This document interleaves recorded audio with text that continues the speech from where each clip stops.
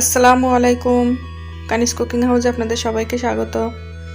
আজ আমাদের নতুন রেসিপি মোহন ভোগ মিষ্টি। ফ্রেন্ডস, খুবই সুস্বাদু, খুবই মজাদার একটা মিষ্টি রেসিপি আমি আপনাদের মধ্যে শেয়ার করব। আমার এই রেসিপিটা যদি আপনাদের ভালো লেগে থাকে তাহলে আমার চ্যানেলটিকে সাবস্ক্রাইব করবেন, ছোট্ট একটা লাইক দিয়ে দিবেন, অবশ্য কমেন্ট করে আমাকে জানাবেন আমার রেসিপিটা কেমন হয়েছে। চলেন আমরা রেসিপিটা দেখে নিই।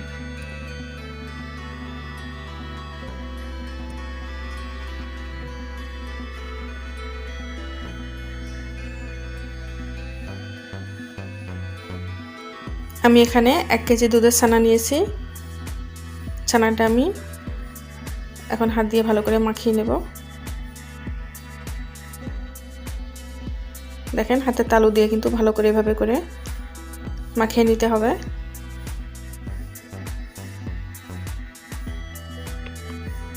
আমি দিয়ে দিচ্ছি 1 চামচ ময়দা।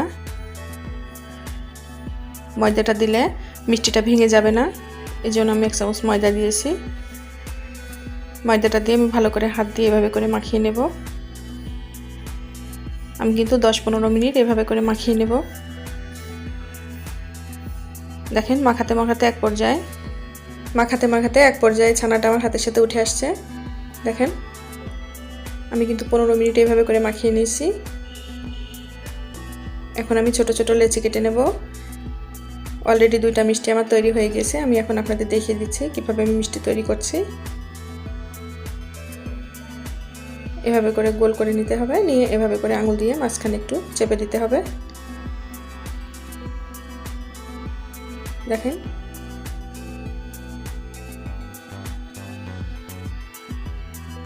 এভাবে করে আমি সবগুলো মিষ্টি তৈরি করে নিচ্ছি।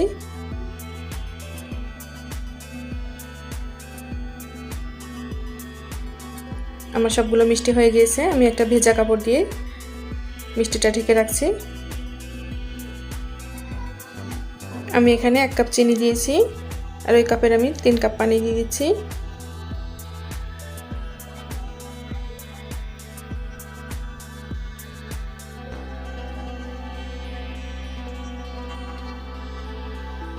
পানিটা দিয়ে আমি একটু নেড়ে দিচ্ছি যাতে চিনিটা নিচে থেকে না লেগে থাকে।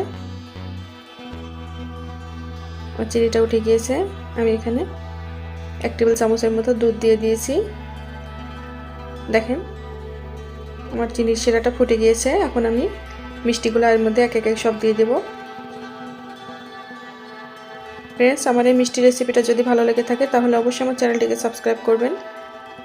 আমি উপর থেকে এখন ঢাকা দিয়ে দিয়েছি। ঢাকা দিয়ে আমি 15 মিনিট জাল করব।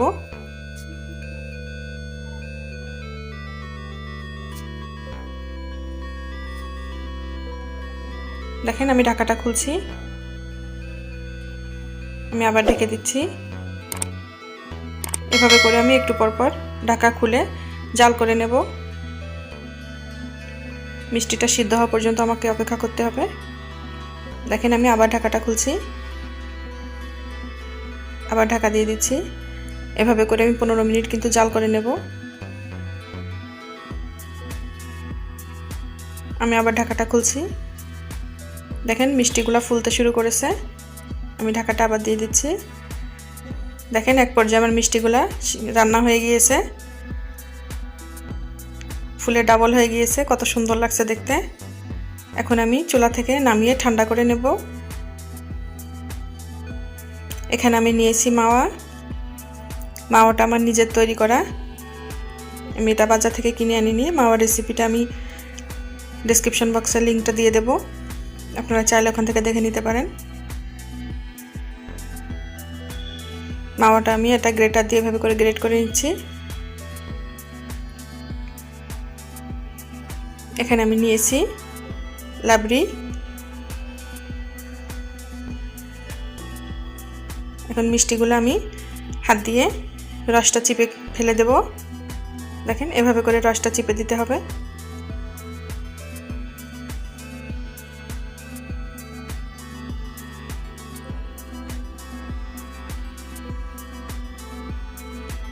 এভাবে করে আমি সবগুলো মিষ্টির রসটা চিপে উঠিয়ে নিব।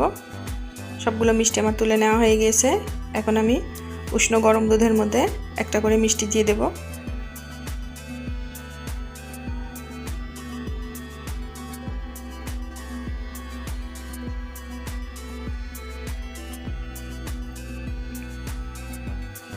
দেখেন মিষ্টি একটা তুলে মিষ্টির দুধটা আবার এভাবে করে চেপে ফেলে দিতে হবে, না হলে কিন্তু মাওয়া লাগবে না। এখন আমি মাওয়ার মধ্যে এভাবে করে চারিপাশ থেকে গোল করে মাওয়া লাগিয়ে নিব। ফ্রেন্ডস, আমার এই রেসিপিটা যদি ভালো লেগে থাকে তাহলে অবশ্যই আমার চ্যানেলটিকে সাবস্ক্রাইব করবেন আর বেল আইকন অবশ্যই বাজিয়ে দিবেন নতুন নতুন রেসিপি নোটিফিকেশন পাওয়ার জন্য। একটা আমি তৈরি করে দেখালাম। এখন আমি রাবড়ি দিয়ে দেব। দেখেন এভাবে করে আমি মাঝখানে রাবড়ি দিয়ে দিচ্ছি।